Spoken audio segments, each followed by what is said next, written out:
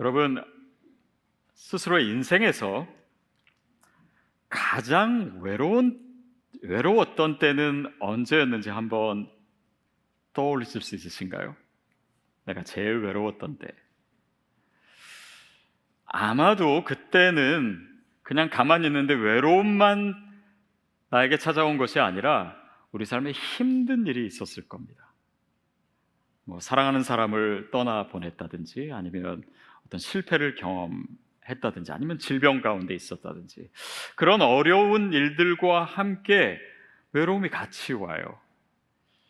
그래서 힘든 일을 겪은 사람은 좀 더 예민해지기도 하고, 또 자존감이 낮아지기도 하고, 그래서 다른 사람을 대하는데 스스로를 고립시키기도 하고, 또 고립되기도 합니다. 그래서 고난과 함께 찾아온 외로움 속에서 우리는 어찌할 바를 모르고 또 힘들어하죠. 근데 특히 믿는 사람에게 있어서는 그런 힘든 일이 있을 때 하나님마저 나를 돌보시지 않는 것처럼 여겨질 때가 있어요. 그러니까 더 외로운 것입니다. 그래도 나는 주님을 믿고 섬기고, 그런데 하나님 나에게 어떻게 이러실 수가 있습니까? 왜 하필이면 이런 일로 나를 이렇게 힘들게 하십니까? 주님을 원망하면서 주님으로부터 오히려 멀어지기도 해요. 그러니까 영적으로까지 외로운 거예요. 그러니까 그런 총체적인 어려움 가운데 있었던 사람이 바로 오늘 본문의 다윗입니다. 다윗도 힘들고 어려웠어요. 그리고 또한 외로웠습니다. 보통 이 역사서라 그러죠. 사무엘서, 아니면 열왕기, 서 이런 데 보면은 다윗의 얘기가 굉장히 많은데, 이런 역사서는 다윗의 외면의 모습을 보여줍니다. 그가 어떻게 골리앗을 이기고 또 왕이 되고 승승장구하고, 또 다윗은 믿음의 사람이었고, 이런 모습들이 가득 차 있는데, 시편은 다윗이 73개나 썼거든요. 그 시편 한 편 한 편을 보다 보면은 다윗의 내면 세계를 볼 수 있어요. 그러면 그도 한낱 인간이었어요. 그는 이스라엘의 가장 위대한 왕으로 성경에 묘사되지만 그냥 외로운 사람이었고, 죄 지은 사람이었고, 절망하고 고통 가운데 하나님을 원망하기도 또 의심하기도 했던 사람입니다. 근데 그 다윗의 모습을 오늘 우리가 시편을 보면서 그가 그렇게 처했던 어려움과 외로움에서 어떻게 헤어나올 수 있었는가? 오늘 우리 삶에서도 사실 그런 상황 가운데 있는 분들이 있잖아요. 그 메시지를, 또 그 하나님의 음성을 저와 여러분이 오늘 본문을 통해서 들을 수 있기를 바랍니다. 우리 1절, 2절 다시 읽을게요. 시작. 여호와여, 나의 대적이 어찌 그리 많은지요. 일어나 나를 치는 자가 많으니이다. 많은 사람이 나를 대적하여 말하기를 그는 하나님께 구원을 받지 못한다 하나이다. 나의 대적이 어떻게 그렇게 많습니까? 대적이 많다는 얘기를요, 이 짧은 2절 동안 몇 번을 합니까? 3번을 해요. 근데 다윗을 정말 힘들게 했던 것은 그런 자신을 둘러싼 대적의 수가 아니었습니다. 그 대적의 한 가운데 누가 있었습니까? 자기의 아들 압살롬이 있었어요. 그래서 오늘 이 시편의 부제에 보면 아들 압살롬으로부터 피해서 도망가면서 지은 시다, 이렇게 나와 있습니다. 압살롬, 자기의 사랑하는 아들이었습니다. 그러니까 그가 나를 죽이려고 하는 이 상황을 여러분 한번 생각해 보세요. 제가 한 번은 어떤 시니어 분과 대화를 하는데 그분이 그러시더라고요. 시니어들끼리 처음 만나면은 자기 자식 자랑을 한대요. 아마 여러분 부모님도 또 여러분 스스로도 그러신 적 있을 거예요. 근데 그 사람과 더 친해지죠. 그러면 자식 욕을 하기 시작한대요. 맞습니까? 근데 여러분, 사실 자신의 자식을 욕을 한다 그래도 미워할 수 없는 것이 자녀입니다. 자녀는 우리가 늘 사랑하죠. 또 특별히 이 자녀 사랑은요, 정말 내리사랑이란 말이 맞는 것 같아요. 한 번은 저희 막내딸이 그런 얘기를 하더라고요. 자기는 나중에 돈을 많이 벌고 싶대요. 그래서 돈 많이 벌어서 뭐 할 거니? 그랬더니 자기가 이제 애를 낳아가지고 그 자녀에게 집을 사줄 거래요. 그래서 제가 질문했습니다. 그럼 아빠는 집 안 사주니? 그랬더니 아빠는 그때쯤 천국에서 더 좋은 집에서 살고 있을 텐데 못하러 사주네요. 이 뭐 배신감은 아니었지만은 사랑은 진짜 내리 사랑이 맞는 것 같습니다. 우리가 부모님을 아무리 생각한다 그래도 부모님만큼 우리를 생각할 수는 없는 것 같아요. 다윗도 정말 그랬습니다. 이 지금 다윗의 상황을 보면은 다윗은 끊임없이 자기 아들 압살롬을 사랑해요. 그런데 아들은 그 아버지의 왕좌를 자기가 차지하기 위해서 아버지를 죽이려고 합니다. 근데 다윗은 보세요. 이 시편에서조차 그 아들의 공격으로 인해서 도망가면서 지은 이 시편에서조차 압살롬의 이름을 언급하지 않습니다. 그냥 대적이라고 하는 일반 명사를 사용해요. 그리고 보통 다윗이 하나님께 기도할 때요, 그 뭐 대적에 대해서 뭐 이렇게 해주십시오, 뭐 밟아주세요, 그냥 이렇게 비난하고 욕하고 처벌해달라고 얘기합니다. 그런데 압살롬에 대해서는 그렇게 하지 않아요.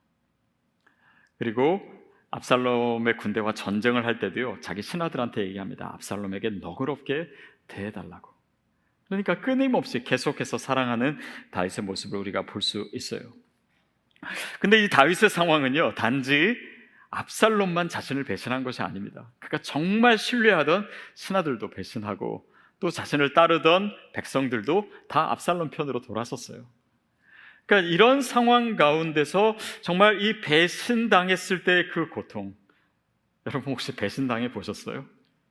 정말 나는 믿고 사랑했는데 그 사람은 자기 이익을 따라서 그냥 나를 팽개치고 또 내가 사랑하는 만큼 그 마음을 몰라주는 그런 사람들이 주변에 있을 때 괴롭습니다. 그리고 배신당하고 나면 사람을 그때부터 믿기가 어려워요. 그래서 누구 하나 이렇게 마음 줄 사람 찾기가 어렵고, 그러다 보니까 인간관계도 더 소극적이 되고, 그래서 더 어려워지기도, 더 외로워지기도 합니다.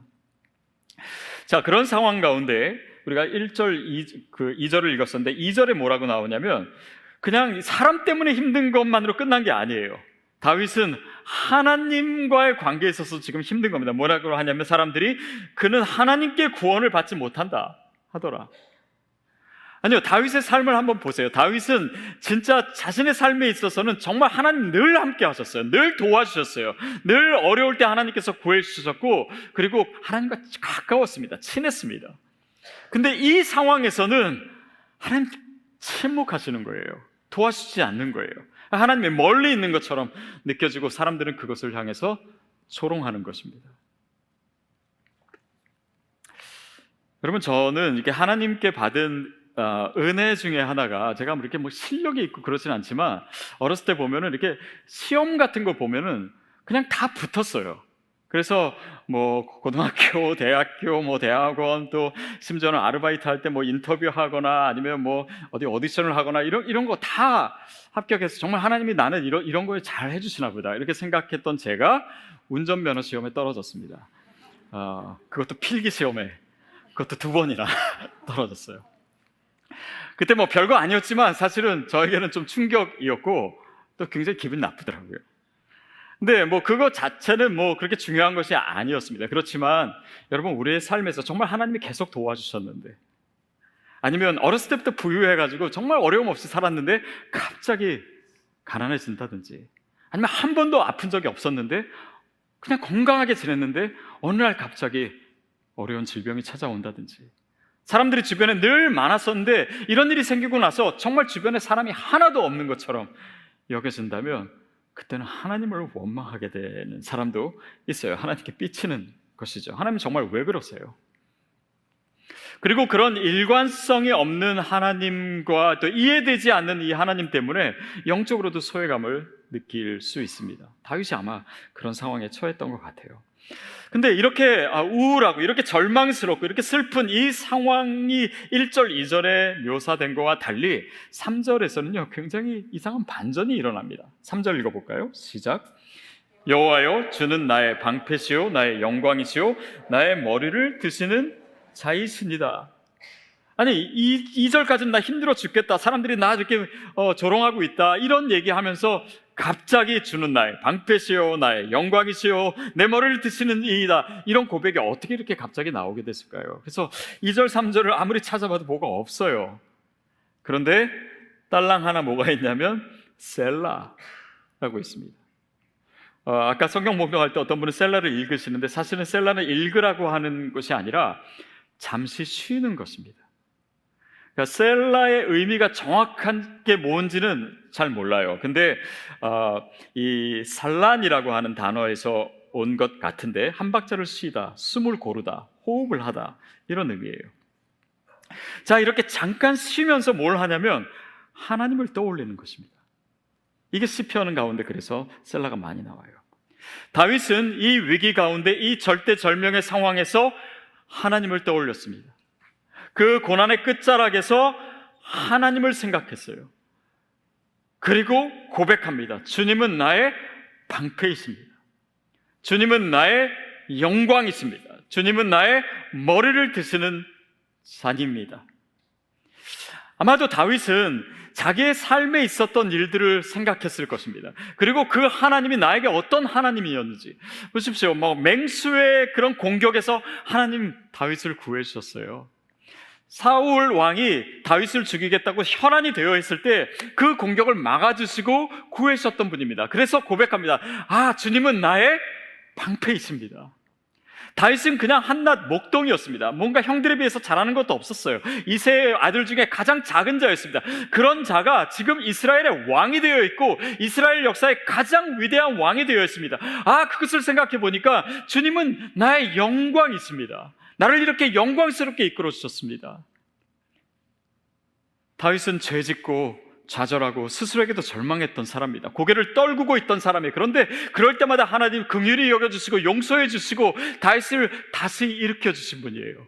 그 하나님을 고백하는 거예요. 나의 머리를 드시는 분이십니다. 그 과거의 내 삶의 하나님이 어떠한 분이심을 지금 선포하고 있습니다. 여러분, 이것을 신학적 용어로 뭐라 그러는지 아십니까? 초시간성 영적 기억력이라고 합니다. 아마 처음 들어보셨을 거예요. 왜냐하면 제가 어저께 만들어낸 말이거든요. 초시간성이란 뭐냐면 나의 과거에 내가 경험했던, 나와 함께 하셨던, 나를 도와주셨던 그 하나님을요, 내 현재에 있어서 나의 미래를 향해 선포하는 거예요. 그 하나님은 나의 방패이시오 영광이시오 머리를 드시는 하나님을 내 현재 내 입술로 나를 대적하는 대적을 향해서, 나의 상황을 향해서, 두렵고 떨리는 그 미래를 향해서 선포하는 것입니다. 저는 저와 여러분에게 그 영적 리듬이 있게 되기를 바랍니다. 그 하나님이 여전히, 왜? 하나님은 시간을 초월하신, 하나님은 신실하신 분이시기에 나의 삶에 함께 하셨던 그 하나님이 여전히 나의 하나님임을 기억하는 거예요. 그것은 나의 삶을, 나의 과거를 통과한 것이기에 더 파워풀한 고백이 되는 것입니다. 그래서 그렇게 고백하는 동안 다윗은 보다 더 견고한 확신으로 이어지는데요. 4절 말씀입니다. 시작. 내가 나의 목소리로 여호와께 부르짖으니 그의 성산에서 응답하시는다. 다윗의 기도하는 모습이 나와 있고 하나님께서 그의 성산에서 나에게 응답하신다. 그 믿음의 확신을 다시 고백하고 있어요. 여기서 중요한 것은요, 다윗이 이 기도를 하면서요, 문제를 피하기보다 문제 안으로 들어가고 있습니다. 다시 말하면 우리의 기도는 하나님 이 문제를 빨리 벗어나게 해주세요, 이 문제를 피하게 해주세요, 그것만이 기도가 아니라 그 기도를 가지고 그 문제 속으로 들어가서 그 안에서 하나님을 만나는 거예요. 그리고 그 하나님을 만나고 그분과 함께 이 문제를 해결함으로 그 문제로부터 나오는 것입니다. 그것이 다윗의 기도예요. 기도는 그런 의미에서 그냥 나의 힘든 것을 단지 아뢰는 독백이 아닙니다. 기도는 하나님과의 대화예요. 오늘 시편을 보면 어쩌면 그냥 다윗이 계속 얘기하는 것처럼 나와 있는데 바로 셀라가 그런 역할을 합니다. 가만히 머무는 거예요. 그리고 하나님께서 이 상황에 대해서 무엇을 말씀하시는가, 무엇을 보여주시는가, 그 묵상의 시간 가운데 주님의 음성을 듣는 것입니다. 주님과 생생한 호흡을 하는 것이죠. 자, 이 패턴을 잘 보세요. 다윗이 기도합니다. 자기의 힘든 것을 하나님께 막 아뢰요. 그리고 셀라, 그 멈춘 가운데 주님의 음성을 듣습니다. 그리고 여기서 끝나는 게 아니에요. 우리 신앙생활을 자칫하면요, 말씀을 듣고 기도하는 것에서 멈출 수 있어요. 예배도 마찬가지예요. 우리가 여기서 기도하고 찬송하고 하나님의 말씀을 듣고 그러면 예배 끝? 이게 아니고, 그게 1절에 다윗이 기도했잖아요.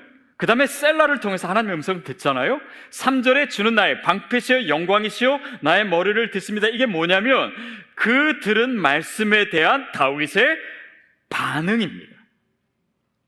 그게 예배예요. 그게 하나님께서 오늘 우리에게 요구하시는 것입니다. 이 영적인 리듬을 우리가 기억하셔야 돼요. 그러는 가운데 내가 내 주변에 아무도 없고 나는 외롭다고 생각했는데 하나님과 내가 지금 소통하고 있는, 그리고 그분의 음성에 내가 기도로 내 삶으로 반응하고 있는, 내 입술로 고백하고 선포하고 있는 나 자신을 발견하게 됩니다. 그리고 그것은 내가 하나님과 함께 있으면 하나님이 나와 함께 하심을 확신하게 하는 영적인 도구가 돼요. 그리고 그 확신을 5절에서는 이렇게 얘기합니다. 시작. 내가 누워 자고 깨었으니 여호와께서 나를 붙드심이로다. 자, 하나님이 나와 함께 하시고 하나님이 나를 붙들고 계시는 증거를 지금 내세우고 있는데 뭘 내세우냐면 좀 시시한 걸 갖고 나와요. 내가 누워 자고 깬 거, 그게 하나님이 함께 하시는 증거인가요? 아니, 뭔가 이렇게 좀 드라마틱한 변화가 있던지 아니면 문제를 화끈하게 해결해 주시던지 뭔가 짜릿한 것을 갖고 나와가지고 이게 하나님이 나와 함께 하신 증거다라고 하지 않고 내가 어젯밤에 누워서 자고 오늘 아침에 일어난 거, 그것은 무슨 의미일까요? 최근에 제가 굉장히 좋은 책 하나를 발견했는데요. 그 책 이름이 Liturgy of the Ordinary, 그러니까 번역된 거는 오늘이라고 하는 예배입니다. 오늘이라는 예배. 티시 워렌이라고 하는 분이 쓴 책이에요. 근데 이분이 그 책에서 얘기하는 그 주제와 같은 그 문구가 뭐냐면, 기독교인들은 진리를 하루의 평범한 결에 대고 문지르는 법을 배워야 된다. 뭔가 대단한 거, 뭔가 드라마틱한 거, 뭔가 짜릿한 것이 아니라 평범한 일상에 대고 믿음을, 진리를 문지르는 법을 배워야 된다. 우리는 하나님에 대해서 배울 때 자꾸 강의실에서 배우려고 그래요. 그냥 예배 시간에 설교하는 그것이 하나님에 대해서 배우는 거라고 생각해요. 그러나 그 하나님을 배우는 공간은 물론 여기서 조금은 도움이 될 수 있습니다. 그러나 우리의 일상에서, 우리의 삶에서 배우게 됩니다. 우리가 잠자고 일어나는 것, 입 닫고 세수하고 운전하고 대화하고 부부싸움하고 공부하고 이 모든 일상에 하나님은 우리를 만나시기를 원하세요. 그래서 이 책에 얘기하는 것 중에 이런 게 있습니다. 밤에 눈을 감고 이제 자잖아요. 아침에 일어났다. 이게 이 사람 뭐라 그러냐면 이거는 세례입니다. 눈을 감고 의식이 없는 상황에 있다가 이제 의식을 갖게 되는 거예요. 그러니까 마치 세례 받을 때 물에 들어가잖아요. 이거는 뭘 의미합니까? 죽음을 의미해요. 근데 물에서 나오면서 눈을 뜨지요. 그때 막 옆에서 박수 쳐주고 환호성 쳐주고 그러지 않습니까? 물론 우리가 지난번 할 때는 여러분 그냥 식사하는 거에 정신 팔려가지고 다 지나치셨지만 막 환영해줘요. 왜 그렇습니까? 생명이에요. 새로운 생명을 받은 거예요. 그러니까 밤에 눈을 감고 있다가 눈을 뜨는 것 자체가 기적인 것입니다. 하나님이 나에게 오늘 하루를 선물로 주신 거예요. 이것이 은혜예요.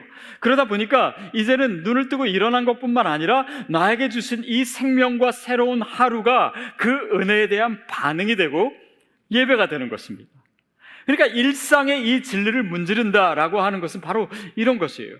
그러니까 이 소소하고 아무것도 아니고 의미 없다라고 생각한 우리의 일상의 모든 순간에 하나님이 나와 함께 하신다는 것을 아는 사람만이 진짜 하나님께서 나의 도움이시고 나의 방패이시고 나의 머리를 드시는 분이심을 고백할 수 있는 것입니다. 마치 운동과도 같아요.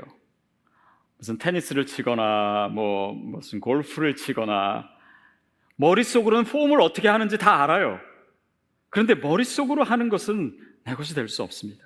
내 근육이 그것을 익혀야 돼요. 내 몸이 그것을 알아야 돼요. 그러니까 우리가 그냥 주일에 예배 드리고 내가 믿음이 좀 생긴 것 같고 뭔가 마음이 찔끔하고 뭔가 깨달은 것 같고, 그러나 이것이 주중에 내 일상에서 살아내지는 것이 없는 한 믿음은 자라지 않는 것입니다.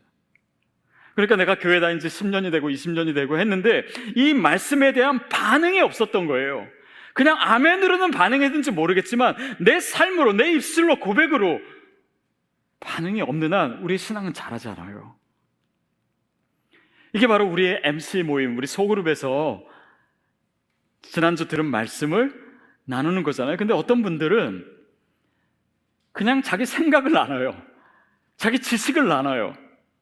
근데 이건 뭐냐면 마치 아주 근사한 식당에 갔는데 편의점에서도 먹을 수 있는 그냥 컵라면 먹는 거랑 똑같습니다. 왜냐하면 이 삶에 있어, 믿음에 있어서 이 진정성은 그 들은 말씀에 대해서 나도 그거 안다가 아니라 내 삶에 어떻게 반응했는가, 그 성공과 실패를 나누는 가운데 우리의 믿음이 형성이 되는 거예요. 죄송하지만 이 자리에서 믿음이 형성되는 것이 아니라 여러분이 이 자리에서 나가서 그 말씀에 반응하는 가운데 우리의 믿음이 형성되는 것입니다. 하나님은 추상적이지 않아요. 하나님은 개념적으로 이해하는 분이 아닙니다. 내 구체적인 삶에서 그 하나님을 만나고 경험하고 체험하는 것, 저는 그것이 영적인 성숙이라고 믿습니다. 다윗은 바로 그것을 깨달은 거예요. 내 눈에 아직도 아무것도 변한 것이 없지만, 드라마틱한 사건은 지금 안 일어나요. 나중에 일어날 것이지만 내가 눕고 자고 깬 이 모든 순간에 하나님을 느끼는 영적인 감각이 깨어나기 시작한 것입니다. 저는 저와 여러분에게 그 영적인 감각이 일어나게 되기를 축복합니다. 그것이 우리를 고난에서 구원한 영성의 통로가 되는 거예요. 그것이 외로움에서 나올 수 있는 근거가 되는 것입니다. 6절, 7절 말씀 같이 읽겠습니다. 시작. 천만인이 나를 애워싸 진친다 하여도 나는 두려워하지 아니하리이다. 여호와여 일어나소서. 나의 하나님이여 나를 구원하소서. 주께서 나의 모든 원수의 뺨을 치시며 악인의 이를 꺾으셨나이다. 이 일상의 삶에서 느껴지는 그 하나님의 임재를 경험한 다윗은요, 이제는 진짜 훨씬 더 담대해집니다. 훨씬 더 보세요, 업돼 있어요. 흥분돼 있어요. 뭐라고 합니까? 천만인이 나를 애워싸 진친다 할지라도 나는 두려워하지 않겠습니다. 상황이 끝났습니까? 아니요, 끝나지 않았어요. 지금 대적이 많다라고 하는 걸 지금 4번째 얘기하고 있어요. 그런데 처음 3번째라고는 전혀 다른 의미입니다.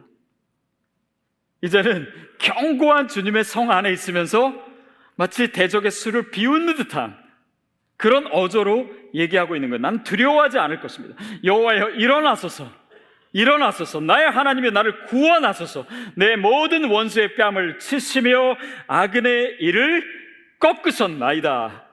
아멘. 아직 이루어지지 않은 것을 과거 완료형으로 표현하는 거예요. 그만큼 확신이 생긴 거예요. 내가 이 고난과 외로움의 자리에서 만난 이 하나님은 나와 함께 하신다는 것을 내가 너무나 잘 알기에 내가 눕고 자고 일어날 때마다, 내가 밥 먹을 때마다, 내 모든 일상의 순간에 그 하나님을 느끼는 내 믿음과 이 영적인 감각으로 인해 이제는 그 모든 두려움에서 벗어난 다윗의 모습입니다.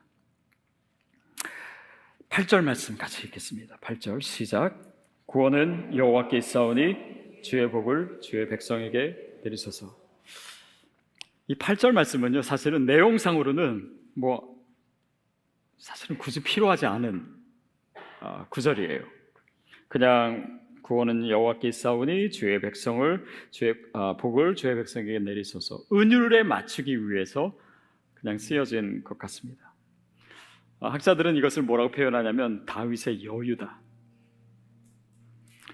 이제는 다윗은 자기 문제에 대해서 얘기하는 것을 멈춥니다. 그리고 주의 백성에게 복을 내려주십시오. 그 복수대명사를 사용해서 나의 문제, 나와 같이 고난당하고 나와 같이 외로웠던 사람들을 그 고백으로 초대하고 있어요. 여러분, 이것이 무슨 의미입니까? 시편 3편은 다윗의 시편들 중에 가장 먼저 쓰여진 시편입니다. 그는 무엇보다도 먼저 그 고난 가운데, 고독 가운데 만난 그 하나님을 자랑하고 싶은 거예요. 그리고 그 하나님을 찬양하고 싶었던 것입니다. 그리고 그렇게 힘들고 어려웠던 사람들을 그 자리에 초청함으로 인해서 우리 같이 찬양합시다. 내 고백을 좀 들어보세요. 나처럼 힘들고 어려웠던 그런 고난 가운데서도 주님 함께 하셨습니다. 그것이 내 일상의 삶에서 경험된 그 하나님, 그 주님을 만난 그 전율과 감격, 그것을 나누는 가운데 어느 순간 다윗은 주변에 사람이 없다고 생각했는데 그 아픔과 힘든 경험 가운데 만난 하나님으로 인해 내 옆에 사람들이 있다는 것도 보게 됩니다. 여러분, 저와 여러분의 삶에 다윗과 같은 자녀가 배신하고 나를 죽이려고 하고 그런 일은 없었겠죠. 그러나 우리의 삶의 이야기 중에 정말 외롭고 힘든 데가 있고 그것이 어쩌면 오늘의 상황일 수도 있을 겁니다. 여러분, 주님께 어떻게 반응하기를 원하십니까? 그리고 그 반응 가운데 누구를 초대하기를 원하십니까? 오늘 다윗이 기도 가운데 그 주님을 만나고 주님과 함께 그 고난에서 나왔던 것처럼 저와 여러분이 저는 분명히 그렇게 되리라고 믿습니다. 그리고 하나님 여러분을 사용하실 거예요. 그 선하고 아름다운 이야기가 스토리가 되어서 다윗의 이야기처럼 많은 이들에게 힘을 북돋우고 고난과 외로움 가운데 있었던 자에게 소망을 주는 그 인생의 귀한 증거가 바로 여러분과 제가 되기를 주님의 이름으로 축복합니다.